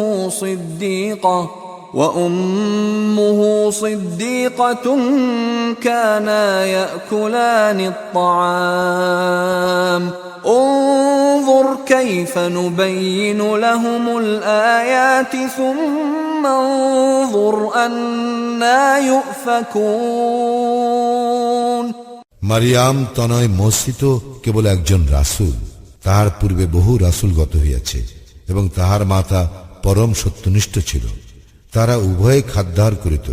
দেখো, আমি উহাদের জন্য আয়াতসমূহ কিরূপ বিশদভাবে বর্ণনা করি, আরো দেখো উহারা কিভাবে সত্য বিমুখ হয়। قل أتعبدون من دون الله ما لا يملك لكم ضرا ولا نفعا والله هو السميع العليم বলো, তোমরা কি আল্লাহ ব্যতীত এমন কিছুর ইবাদত করো তোমাদের ক্ষতি বা উপকার করার কোনো ক্ষমতা যাহার নাই? আল্লাহ সর্বশ্রোতা, সর্বজ্ঞ। قل يا أهل الكتاب لا تغلوا في دينكم غير الحق ولا تتبعوا أهواء قوم قد ضلوا من قبل وأضلوا كثيرا وضلوا عن سواء السبيل বলো, হে কিতাবীগণ, তোমরা তোমাদের দ্বীন সম্বন্ধে অন্যায় বাড়াবাড়ি করিও না এবং যে সম্প্রদায় ইতিপূর্বে পথভ্রষ্ট হইয়াছে, অনেককে পথভ্রষ্ট করিয়াছে ও সরল পথ হইতে বিচ্যুত হইয়াছে, তাহাদের খেয়াল খুশির অনুসরণ করিও না। لعن الذين كفروا من بني إسرائيل على لسان داود وعيسى بن مريم ذلك بما عصوا وكانوا يعتدون বনি ইসরায়েলের মধ্যে যাহারা কুফরি করিয়াছিল তাহারা দাউদ ও মারিয়াম তনয় কর্তৃক অভিশপ্ত হইয়াছিল, ইহা এই হেতু যে তাহারা ছিল অবাধ্য ও সীমা লঙ্ঘনকারী। كانوا لا يتناهون عن منكر فعلوه لبئس ما كانوا يفعلون তারা যেসব গর্হিত কাজ করিত উহা হইতে তাহারা একে অন্যকে বারণ করিত না। তাহারা যাহা করিত তাহা কতই না নিকৃষ্ট। ترى كثيرا منهم يتولون الذين كفروا لبئس ما قدمت لهم أنفسهم أن سخط الله عليهم وفي العذاب هم خالدون তাহাদের অনেককে তুমি কাফিরদের সঙ্গে বন্ধুত্ব করিতে দেখিবে, কত নিকৃষ্ট তাহাদের কৃতকর্ম, যে কারণে আল্লাহ তাহাদের উপর ক্রোধান্বিত হইয়াছেন, তাহাদের শাস্তি ভোগ স্থায়ী হইবে। ولو كانوا يؤمنون بالله والنبي وما أنزل إليه ما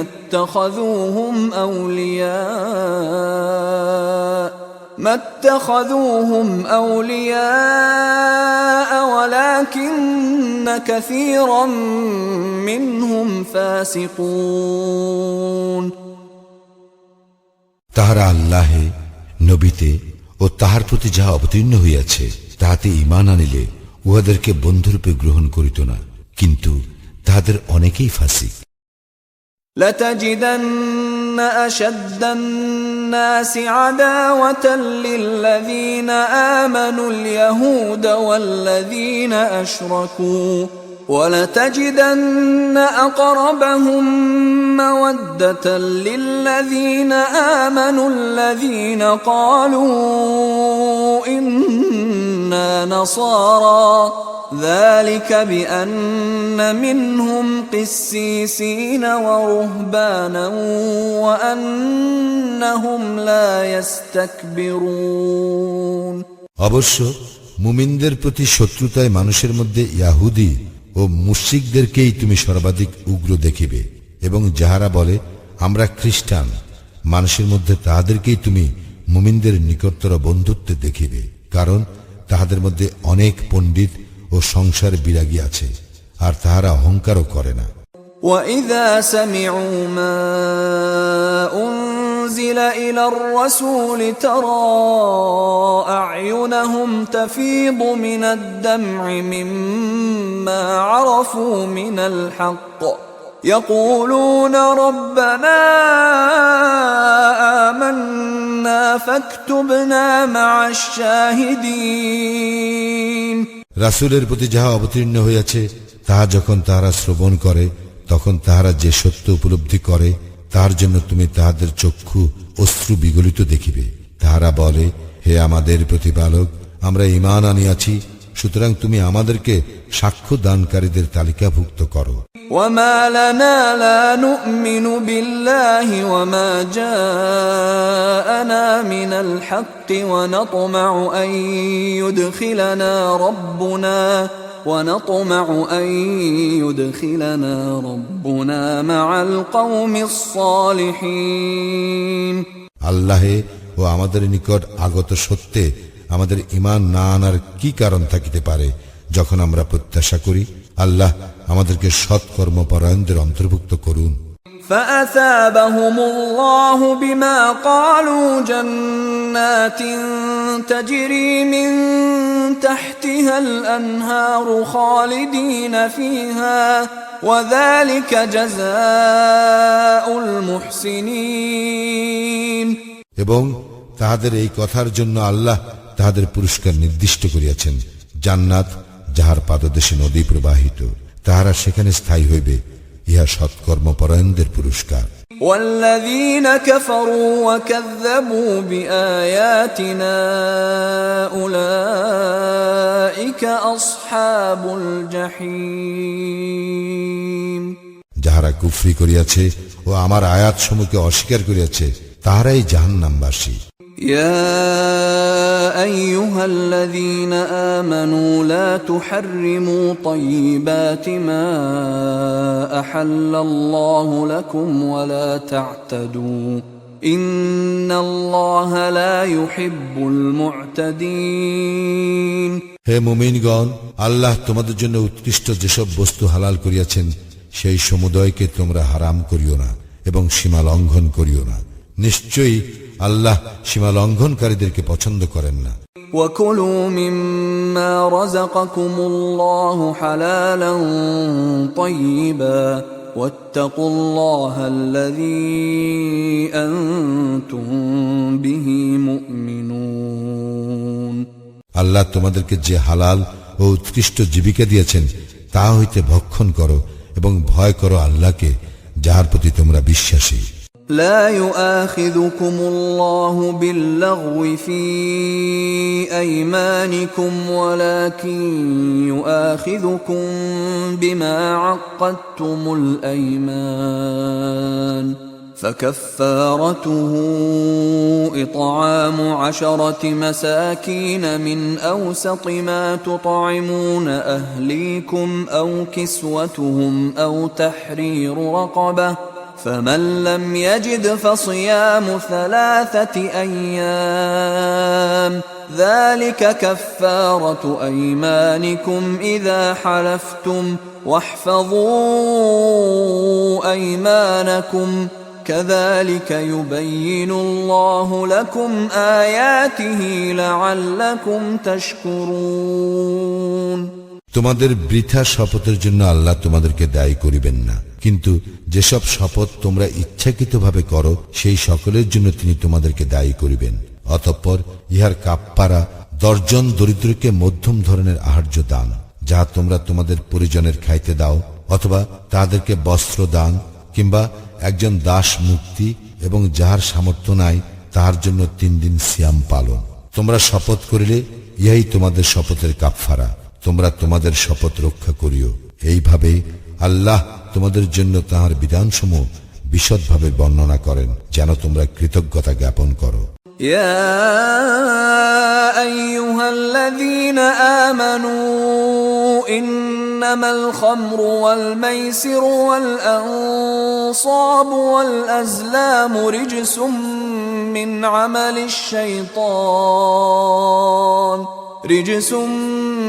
عمل الشيطان فاجتنبوه لعلكم تفلحون হে মুমিনগণ, মদ, জুয়া, মূর্তি পূজার বেদী ও ভাগ্য নির্ণায়ক স্বর ঘৃণ্য বস্তু শয়তানের কাজ।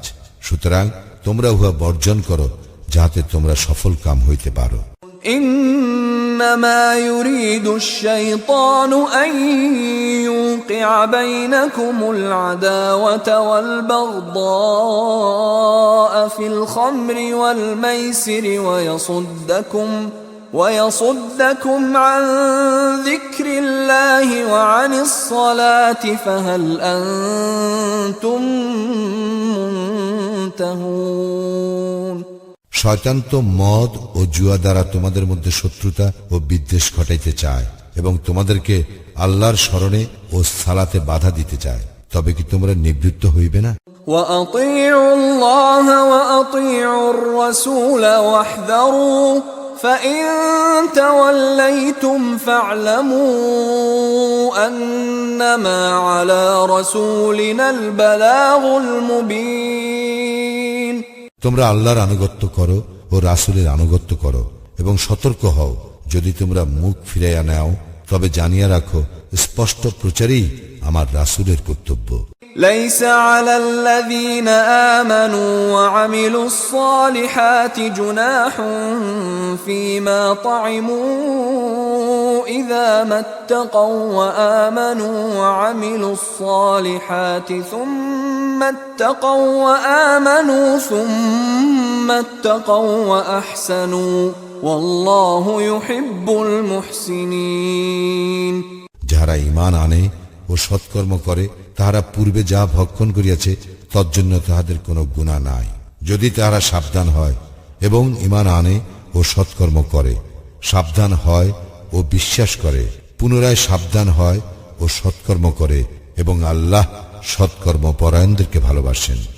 يا أيها الذين آمنوا ليبلونكم الله بشيء من الصيد تناله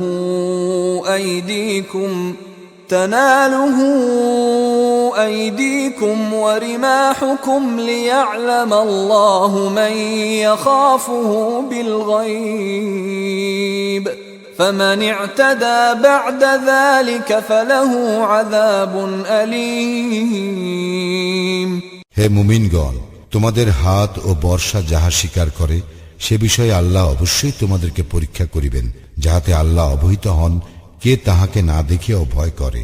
সুতরাং ইহার পর কেহ সীমা লঙ্ঘন করিলে তাহার জন্য মর্মন্তুর শাস্তি রহিয়াছে।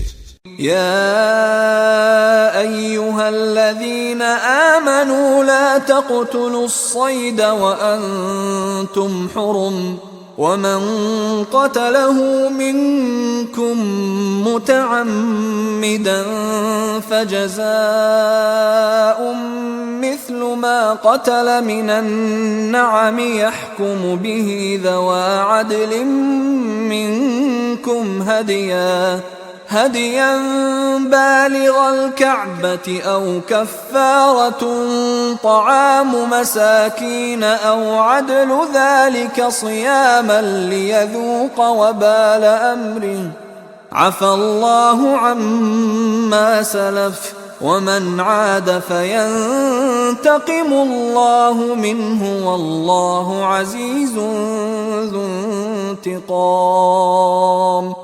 হে মুমিনগণ, ইহরামে থাকাকালে তোমরা শিকার জন্তু হত্যা করিও না। তোমাদের মধ্যে কেহ ইচ্ছাকৃতভাবে উহা হত্যা করিলে যাহা সে হত্যা করিল তাহার বিনিময় হইতেছে অনুরূপ গৃহপালিত জন্তু, যার ফয়সালা করিবে তোমাদের মধ্যে দুইজন ন্যায়বান লোক কাবায় প্রেরিতব্য কুরবানি রূপে, অথবা উহার কাফফারা হইবে দরিদ্রকে খাদ্য দান করা কিংবা সমসংখ্যক সিয়াম পালন করা, যাহাতে সে আপন কৃতকর্মের ফল ভোগ করে। যাহা গত হইয়াছে আল্লাহ তাহা ক্ষমা করিয়াছেন। কেহ উহা পুনরায় করিলে আল্লাহ তাহার শাস্তি দিবেন এবং আল্লাহ পরাক্রমশালী শাস্তিদাতা। أحل لكم صيد البحر وطعامه متاعا لكم وللسيارة وحرم عليكم صيد البر ما دمتم حرما واتقوا الله الذي إليه تحشرون। তোমাদের জন্য সমুদ্রের শিকার ও উহা ভক্ষণ হালাল করা হইয়াছে, তোমাদের ও পর্যটকদের ভোগের জন্য। তোমরা যতক্ষণ ইহরামে থাকিবে ততক্ষণ স্থলের শিকার তোমাদের জন্য হারাম। তোমরা ভয় করো আল্লাহকে, যাহার নিকট তোমাদেরকে একত্র করা হইবে। جعل الله الكعبة البيت الحرام قياما للناس والشهر الحرام والهدي والقلائد ذلك لتعلموا أن الله يعلم ما في السماوات وما في الأرض وأن الله بكل شيء عليم। পবিত্র কাবা গৃহ, পবিত্র মাস, কুরবানির জন্য কাবায় প্রেরিত পশু ও গলায় মালা পরিহিত পশুকে আল্লাহ মানুষের কল্যাণের জন্য নির্ধারিত করিয়াছেন। ইয়া এই হেতু যে তোমরা যেন জানিতে পারো যাহা কিছু আসমান ও জমিনে আছে আল্লাহ তাহা জানেন এবং আল্লাহ তো সর্ববিষয়ে সর্বজ্ঞ। اعلموا أن الله شديد العقاب وأن الله غفور رحيم। জানিয়া রাখো, নিশ্চয়ই আল্লাহ শাস্তিদানে কঠোর এবং আল্লাহ পরম ক্ষমাশীল, পরম দয়ালু। ما على الرسول إلا البلاغ والله يعلم ما تبدون وما تكتمون। প্রচার করাই কেবল রাসূলের কর্তব্য, আর তোমরা যাহা প্রকাশ করো ও গোপন রাখো আল্লাহ তাহা জানেন। قل لا يستوي الخبيث والطيب ولو أعجبك كثرة الخبيث فاتقوا الله يا أولي الألباب لعلكم تفلحون। বলো, মন্দ ও ভালো এক নয়, যদিও মন্দের আধিক্য তোমাকে চমৎকৃত করে।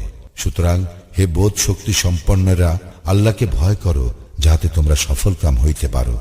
يا أيها الذين آمنوا لا تسألوا عن أشياء إن تبد لكم تسؤكم وإن تسألوا عنها حين ينزل القرآن تبد لكم عفى الله عنها والله غفور حليم।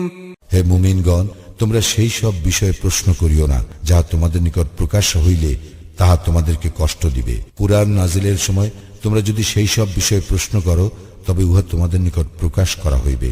আল্লাহ সেই সব ক্ষমা করিয়াছেন এবং আল্লাহ ক্ষমাশীল সহনশীল।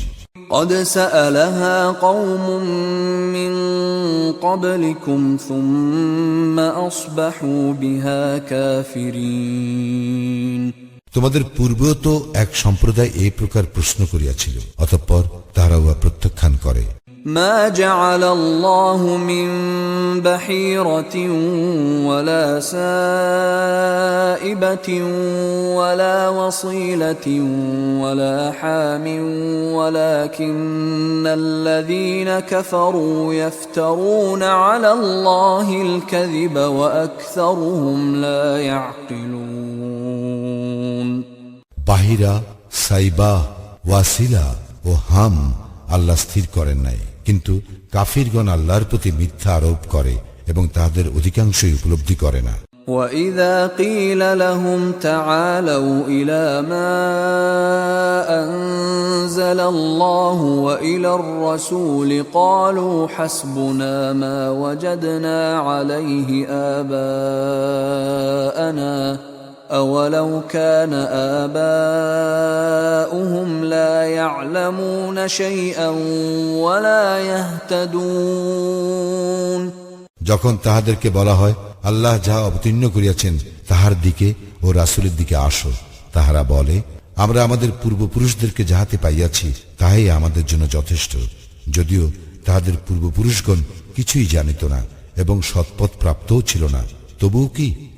يا أيها الذين آمنوا عليكم أنفسكم لا يضركم من ضل إذا اهتديتم إلى الله مرجعكم جميعا فينبئكم بما كنتم تعملون। হে মুমিনগণ, তোমাদের দায়িত্ব তোমাদেরই উপর। তোমরা যদি সৎপথে পরিচালিত হও তবে যে পথভ্রষ্ট হইয়াছে সে তোমাদের কোনো ক্ষতি করিতে পারিবে না। আল্লাহর দিকেই তোমাদের সকলের প্রত্যাবর্তন, অতঃপর তোমরা যাহা করিতে তিনি সে সম্বন্ধে তোমাদেরকে অবহিত করিবেন। يا أيها الذين آمنوا شهادة بينكم إذا حضر أحدكم الموت حين الوصية اثنان ذوى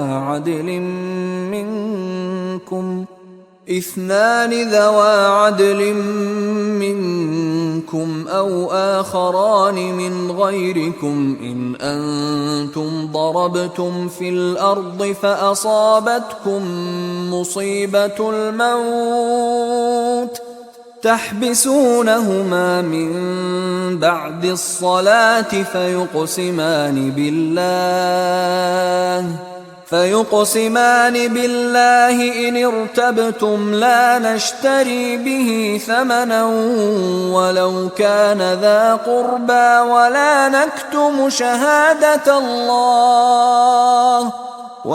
نكتم شهادة الله إنا إذا لمن الآثمين। হে মুমিনগণ, তোমাদের কাহারও যখন মৃত্যু উপস্থিত হয় তখন ওসিয়াত করার সময় তোমাদের মধ্য হইতে দুইজন ন্যায়পরায়ণ লোককে সাক্ষী রাখিবে। তোমরা সফরে থাকিলে এবং তোমাদের মৃত্যুর বিপদ উপস্থিত হইলে তোমাদের ছাড়া অন্য লোকদের মধ্য হইতে দুইজন সাক্ষী মনোনীত করিবে। তোমাদের সন্দেহ হইলে সালাতের পর তাহাদেরকে অপেক্ষমান রাখিবে।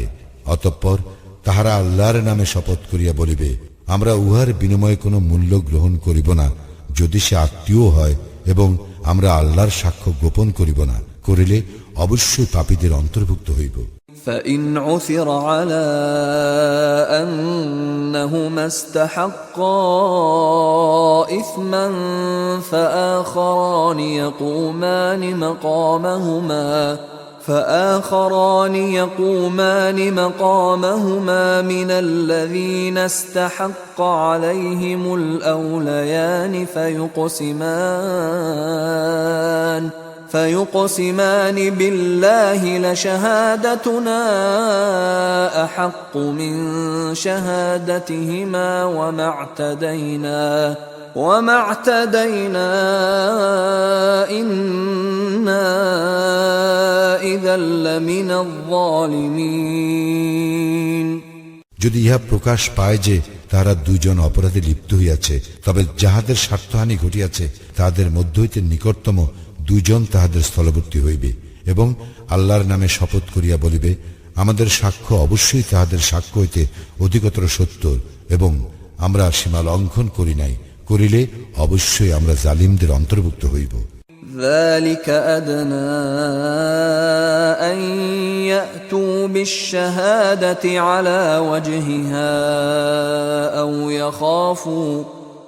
يخافوا أن ترد أيمان بعد أيمانهم واتقوا الله واسمعوا والله لا يهدي القوم الفاسقين। এই পদ্ধতিতেই অধিকতর সম্ভাবনা আছে লোকের যথাযথ সাক্ষ্যদানের, অথবা শপথের পর আবার তাহাদেরকে শপথ করানো হইবে এই ভয়ের। আল্লাহকে ভয় করো এবং শ্রবণ করো, আল্লাহ ফাসিক সম্প্রদায়কে সৎপথে পরিচালিত করেন না। يوم يجمع الله الرسل فيقول ماذا أجبتم قالوا لا علم لنا إنك أنت علام الغيوب। স্মরণ করো যেদিন আল্লাহ রাসূলগণকে একত্র করিবেন এবং জিজ্ঞাসা করিবেন, তোমরা কি উত্তর পাইয়াছিলে? তাহারা বলিবে, এই বিষয়ে আমাদের কোনো জ্ঞানই নাই, তুমি তো অদৃশ্য সম্বন্ধে সম্যক পরিজ্ঞাত। إذ قال الله يا عيسى ابن مريم اذكر نعمتي عليك وعلى والدتك إذ أيدتك بروح القدس تكلم الناس في المهد وكهلا وإذ علمتك الكتاب والحكمة والتوراة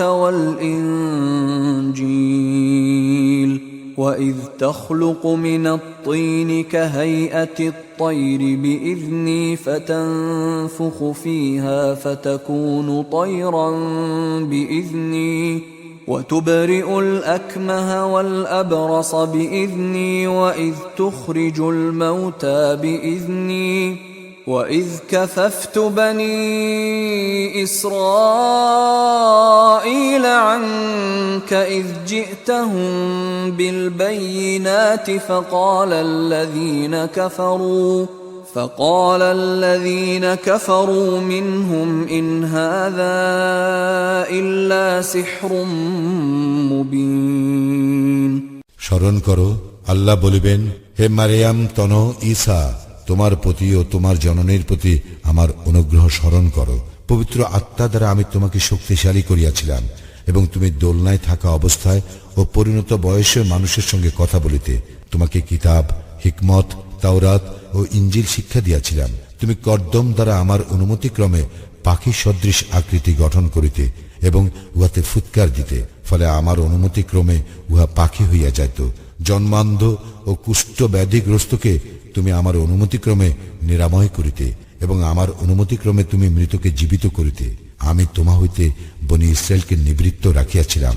তুমি যখন তাহাদের নিকট স্পষ্ট নিদর্শন আনিয়াছিলে, তখন তাহাদের মধ্যে যাহারা কুফরি করিয়াছিল তাহারা বলিতেছিল, ইহা তো স্পষ্ট জাদু। وَإِذْ أَوْحَيْتُ إِلَى الْحَوَارِيِّينَ أَنْ آمِنُوا بِي وَبِرَسُولِي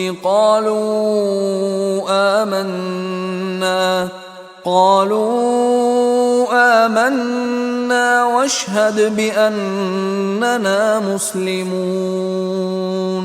আরো স্মরণ করো, আমি যখন হাওয়ারীদেরকে এই আদেশ দিয়াছিলাম যে তোমরা আমার প্রতি ও আমার রাসূলের প্রতি ঈমান আনো, তাহারা বলিয়াছিল, আমরা ঈমান আনিলাম এবং তুমি সাক্ষী থাকো যে আমরা তো মুসলিম।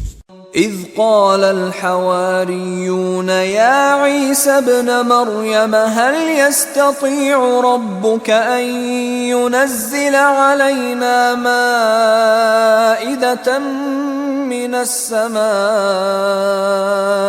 قال اتقوا الله إن كنتم مؤمنين। স্মরণ করো, হাওয়ারীগণ বলিয়াছিল, হে মারিয়াম তনয় ঈসা, তোমার প্রতিপালক কি আমাদের জন্য আসমান হইতে খাদ্য পরিপূর্ণ খাঞ্চা প্রেরণ করিতে সক্ষম? সে বলিয়াছিল, আল্লাহকে ভয় করো যদি তোমরা মুমিন হও। قالوا نريد أن نأكل منها وتطمئن قلوبنا ونعلم أن قد صدقتنا ونكون عليها من الشاهدين। তাহারা বলিয়াছিল, আমরা চাই যে উহা হইতে কিছু খাইব ও আমাদের চিত্ত প্রশান্তি লাভ করিবে, আর আমরা জানিতে চাই যে তুমি আমাদেরকে সত্য বলিয়াছ এবং আমরা উহার সাক্ষী থাকিতে চাই।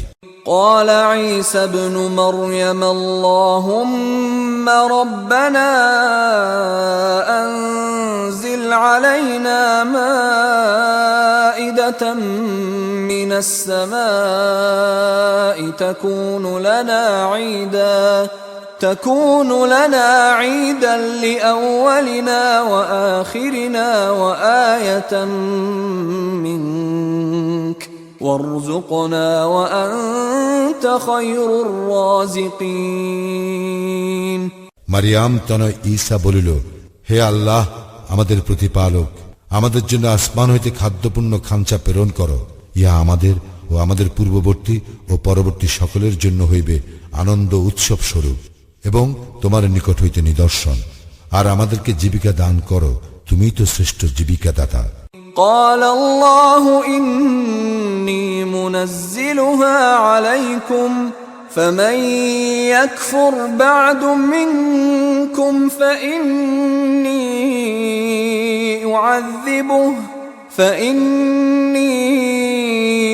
أعذبه عذابا لا أعذبه أحدا من العالمين। আল্লাহ বলিলেন, আমি তোমাদের নিকট উহা প্রেরণ করিব, কিন্তু ইহার পর তোমাদের মধ্যে কেহ কুফরি করিলে তাহাকে এমন শাস্তি দিব যে শাস্তি বিশ্ব জগতের অপর কাহকে দিব না।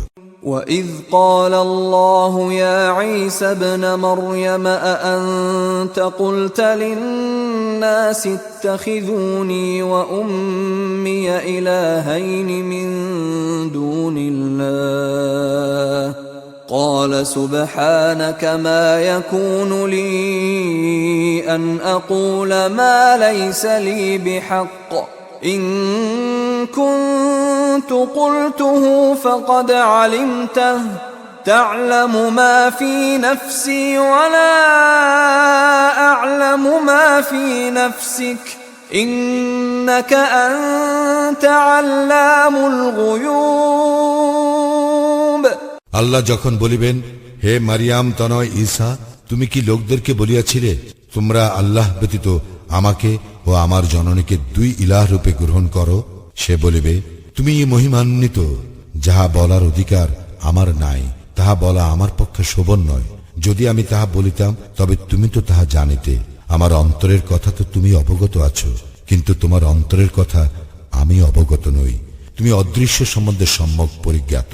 মা কুলতু লাহুম ইল্লা মা আমারতানি বিহি আন ইউবুদুল্লাহা রাব্বি ওয়া রাব্বাকুম ওয়া কুনতু আলাইহিম শাহীদাম মা দুমতু ফীহিম فلما توفيتني كنت أنت الرقيب عليهم وأنت على كل شيء شهيد। তুমি আমাকে যে আদেশ করিয়াছ তাহা ব্যতীত তাহাদেরকে আমি কিছুই বলি নাই। তাহা এই, তোমরা আমার প্রতিপালক ও তোমাদের প্রতিপালক আল্লাহর ইবাদত করো, এবং যতদিন আমি তাহাদের মধ্যে ছিলাম ততদিন আমি ছিলাম তাহাদের কার্যকলাপের সাক্ষী। কিন্তু যখন তুমি আমাকে তুলিয়া লইলে তখন তুমিই তো ছিলে তাহাদের কার্যকলাপের তত্ত্বাবধায়ক, এবং তুমি সর্ববিষয় সাক্ষী। ইন তুআযিবহুম ফাইন্নাহুম ইবাদুক ওয়া ইন তাগফির লাহুম ফাইন্নাকা আনতাল আজিজুল হাকীম। তুমি যদি তাহাদেরকে শাস্তি দাও তবে তাহারা তো তোমারই বান্দা, আর যদি তাহাদেরকে ক্ষমা করো তবে তুমি তো পরাক্রমশালী, প্রজ্ঞাময়। قال الله هذا يوم ينفع الصادقين صدقهم لهم جنات تجري من تحتها الأنهار خالدين فيها أبدا رضي الله عنهم ورضوا عنه ذلك الفوز العظيم আল্লাহ বলিবেন, এই সেই দিন যেদিন সত্যবাদীগণ তাহাদের সত্যতার জন্য উপকৃত হইবে। তাহাদের জন্য আছে জান্নাত, যাহার পাদদেশে নদী প্রবাহিত, তাহারা সেখানে চিরস্থায়ী হইবে। আল্লাহ তাহাদের প্রতি প্রসন্ন এবং তাহারাও তাহার প্রতি সন্তুষ্ট। ইহা মহা সফলতা। লিল্লাহি মুলকুস সামাওয়াতি ওয়াল আরদি ওয়া মা ফীহিন ওয়া হুয়া আলা কুল্লি শাইইন কাদির। আসমান ও জমিন এবং উহাদের মধ্যে যাহা কিছু আছে তাহার সার্বভৌমত্ব আল্লাহরই এবং তিনি সর্ববিষয়ে শক্তিমান।